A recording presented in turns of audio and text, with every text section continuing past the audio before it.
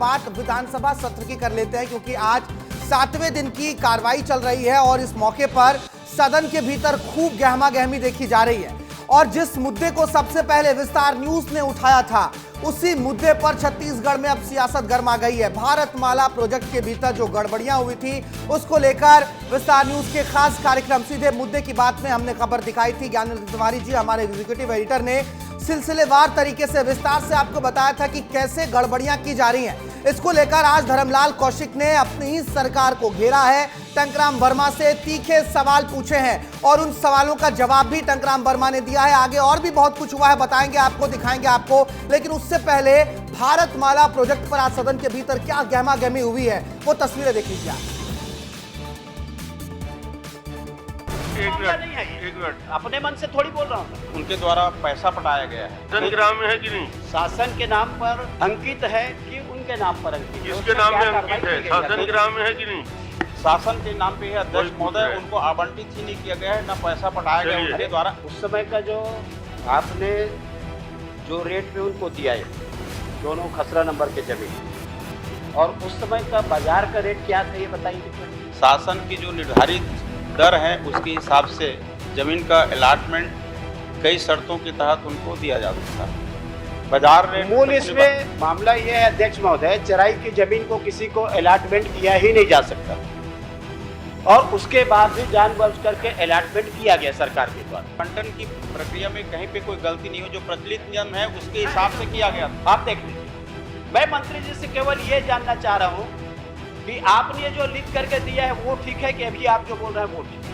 इसमें असत्य कौन सा है? तो जमीन अभी भी शासन के नाम पे ही है, वो किसी के नाम पे हस्तांतरित नहीं हुआ है। ये गलत तरीके से असत्य जानकारी दे रहे हैं मंत्री जी। नहीं है प्रक्रिया में एक मिनट, प्रक्रिया में जो भी गलती होगी उसकी जांच करा के माननीय होगा, उस पर कार्रवाई कर लें। देखिए, भारतमाला परियोजना में गड़बड़ियों को लेकर सबसे पहले आपके अपने चैनल विस्तार न्यूज ने खबर दिखाई थी, और हमारे खबर दिखाए जाने के बाद अब स्थिति ये हो गई है कि छत्तीसगढ़ में बीजेपी के विधायक ही मंत्री टंकराम वर्मा से अब सवाल पूछ रहे हैं। विभिन्न बिंदुओं पर जानकारी मांगी जा रही है। आज सदन के भीतर एक और चीज हुई। नेता प्रतिपक्ष चरणदास महंत, उन्होंने एक भारतमाला परियोजना से जुड़े सवालों पर जानकारी मांगी, लेकिन उत्तर जो है वो बहुत पहले दिया गया, यानी कि जब सत्र शुरू हो रहा था उससे आधे घंटे पहले ही उनको उत्तर दिया गया। इसको लेकर वो बिफर गए। उन्होंने कहा कि आधे घंटे में तो मैं जवाब को पढ़ नहीं पाऊंगा। उन्होंने फिर इसको लेकर नाराजगी जताई, और देखिए अजय चंद्राकर जो बीजेपी के विधायक, उन्होंने भी उनका साथ दिया।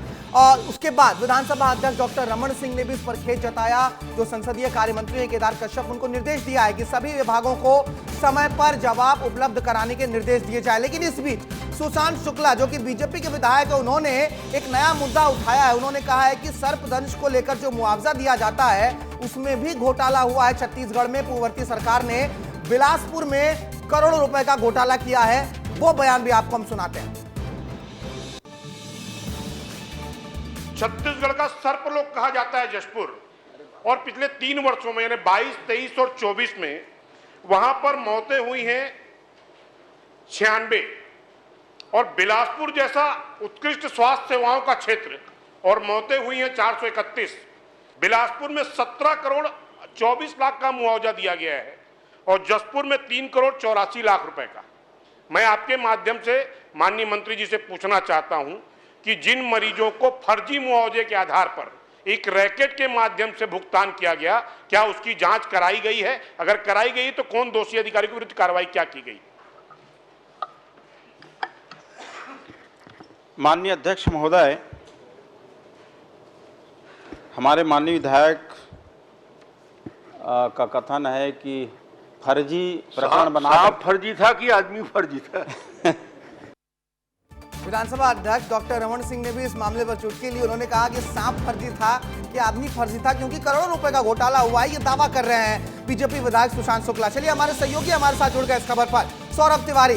सीधा उनका रुख कर लेते हैं हम। सौरभ, छत्तीसगढ़ विधानसभा की एक खूबसूरती कहिए या फिर एक अटपटा रवैया कि बीजेपी के विधायक अपने मंत्रियों को जिस तरीके से लपेटते हैं, घेरते हैं सवालों के भीतर, ये किसी भी दूसरे विधानसभा में तस्वीर देखना विरल होता है। लेकिन भारतमाला प्रोजेक्ट में गड़बड़ियों को लेकर जो आज सवाल पूछे गए हैं वो सवाल बहुत वाजिब हैं। यही सवाल विस्तार न्यूज भी उठा रहा था। क्या कुछ गहमा गहमी आज देखने को मिली है विधानसभा के भीतर, और विधानसभा के बाहर की क्या स्थिति है? क्या कुछ कह रहे नेता? बिल्कुल भारत आज 7वां दिन था विधानसभा का और जैसे ही कार्यवाही चालू हुई तो पहले सवाल से ही गहमा गहमी देखने को मिली, क्योंकि नेता प्रतिपक्ष चरण दास महंत ने भारतमाला प्रोजेक्ट को लेकर जो गड़बड़ी की आशंका जताई थी उसके लिए सवाल पूछे थे और इसका जब उन्हें जवाब मिला तो जवाब उन्हें बहुत देरी से मिला, यानी कि सदन शुरू होने के कुछ देर पहले ही मिला और जवाब बहुत ज़्यादा था, जिसको लेकर उन्होंने नाराजगी जताई कि इतने बड़े जवाब को, इतने सारे पन्नों को मैं इतना जल्दी तो पढ़ नहीं सकता। और इसलिए उन्होंने जब नाराजगी जताई तो विधानसभा अध्यक्ष डॉक्टर रमन सिंह ने खेद जताया और जो संसदीय कार्य मंत्री केदार कश्यप हैं उन्हें ये निर्देश भी दिए कि आप समय से सारे जवाब दिया करें और इस वजह से एक हंगामा हुआ और इसके बाद हंगामों का जो सिलसिला था वो लगातार जारी रहा, क्योंकि उसके बाद धर्मलाल कौशिक जो वरिष्ठ विधायक है भाजपा के उन्होंने सवाल उठाया कि जो चराई की जमीन है उसे आवंटित किया गया है और इसको लेकर कैसे आवंटित किया जा सकता है। और इस पूरे मामले को लेकर जब जवाब आया तो टंकराम वर्मा ने कहा कि ये आवंटित होने ही वाला था, लेकिन जब हमें पता चला कि इसमें समस्याएं हैं और इसमें जो दिक्कतें आ रही है उसके बाद हमने तुरंत ही उसे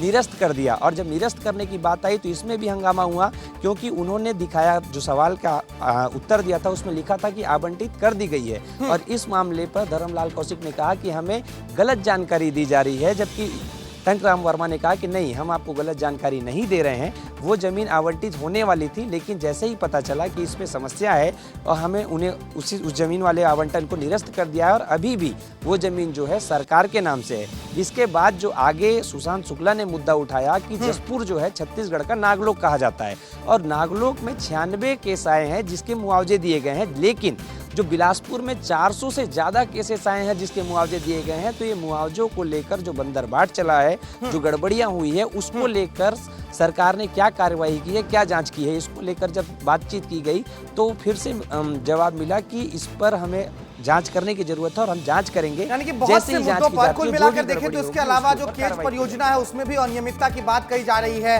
हालांकि श्याम बिहारी जायसवाल ने कहा है कि जो अधिकारी है जिनके ऊपर आरोप है वो सेवानिवृत्त हो गए हैं, हम उन पर भी जांच कराएंगे। कुल मिलाकर आज बहुत से घोटालों पर, बहुत से अनियमितताओं को लेकर सवाल पूछा गया है, मंत्री ने जवाब दिया है, लेकिन बहुत असमंजस और अटपटी सी बात है कि बीजेपी के विधायक अपने मंत्री के जवाब से संतुष्ट नहीं है, नाखुश हैं। आप बने रहिएगा हमारे साथ। सौरभ, फिलहाल बहुत शुक्रिया आपका तमाम जानकारियों के लिए।